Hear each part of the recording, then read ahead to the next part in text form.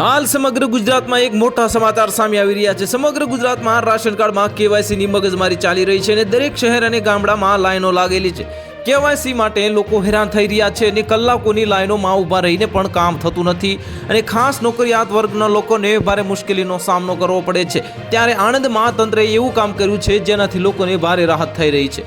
આણંદમાં કેવાયસી માટે તંત્રએ શું આવકારદાયક જે કામ કર્યું છે અને સમગ્ર ગુજરાતમાં રાશન કાર્ડમાં કેવાયસી માટે ભારે મગજમારી ચાલી રહી છે તો લોકો લાઈનમાં છે અને સરકારનું વહીવટીતંત્ર સર્વર ડાઉન હોવાનું કહી રહ્યું છે, જેના કારણે લોકોને આખો દિવસ લાઈનમાં ઊભા રહ્યા બાદ જ્યારે નંબર આવે ત્યારે પણ હાથ લાગે છે માત્ર નિરાશા।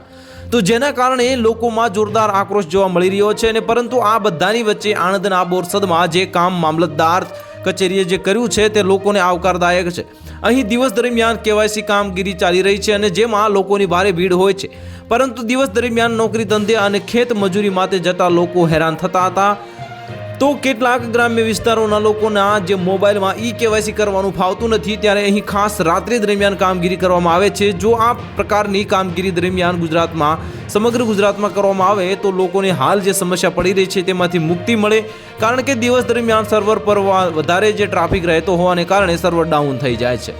તો હાલ માટે આટલું જ। મળીશું નવી અપડેટ સાથે। જો તમને અમારા વિડીયો પસંદ આવતા હોય તો વિડીયોને લાઇક કરી દેજો, ચેનલને સબસ્ક્રાઇબ કરી બાજુમાં આવેલા બેલ આઇકનને દબાવી દો, જેથી તમને આવા સમાચારની અપડેટ મળતી રહે।